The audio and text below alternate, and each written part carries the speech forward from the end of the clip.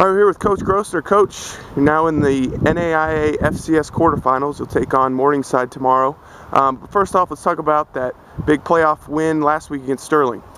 Yeah, last week, it was nice to be home. We hadn't been home in the playoffs for quite a while, and it was a nice crowd. A cold day, which is fun in November, and we got it done. I wouldn't say we played great. At times we looked very good, especially on defense. I felt like we controlled the game on defense, and we allowed our offense to get going at the end. We put together about a 60-yard drive and then kicked a field goal to win it with no time left, 10-7. But up until that point, we had moved the ball all day offensively. We just got in the red zone and had a couple mistakes that really hurt us and allowed the game to stay close. Which usually in a playoff game, if you're not executing in the red zone, it's going to be close. And then they led the country in turnover margin, and you could see why. They took it away 3 times, and then we took it away twice, but we still came away with the victory.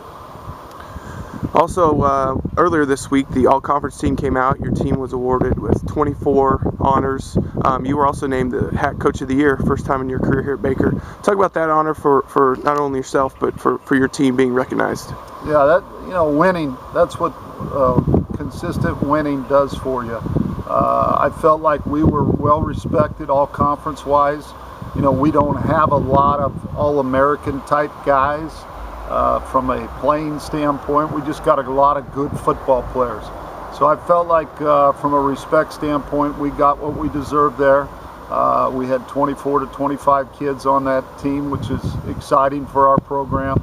And then, if the kids are playing well and the coaches are coaching hard, I get the recognition as the Coach of the Year. And that's just how it works. We've got a lot of people invested in this, and a lot of guys and coaches have done a lot of great things for us this year and in the past to allow me to accept that honor.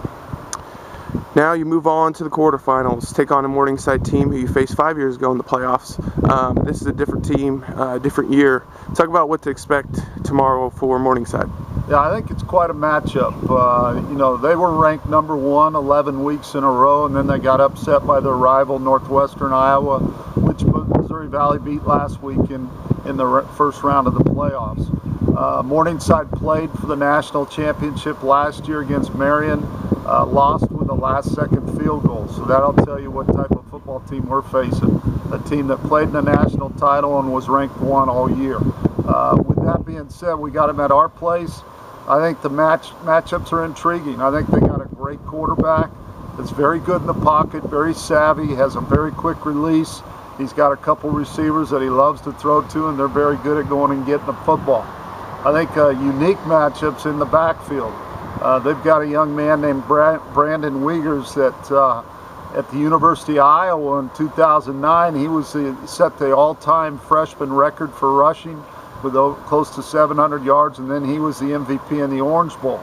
On our side of the ball, we got Dylan Baxter, who has had a nice season for us, but back a few years ago, he was the starting tailback as a true freshman at the University of Southern California.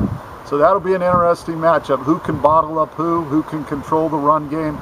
I like our chances in the run game because we've got 2 or 3 other guys that can carry the football as well. Cameron Tornaden, Scotty Meyer, Alex Stebbins. We've got a pretty good crew in the back half, and then we've got a front line that's been playing pretty well. So that's going to be another matchup. Can we control the line of scrimmage up front offensively against their very stout defense? And then, special teams will also play a big role in this game. When you get to this, where you're in the final 8 of the country, the best 8 teams playing, mistakes will hurt you. So we've got to play great special teams, control the football and not turn the ball over, which, if we can do that and be at home with a great crowd, I think we got a good shot at winning. Thank you, Coach, and good luck tomorrow. Thank you. Appreciate it.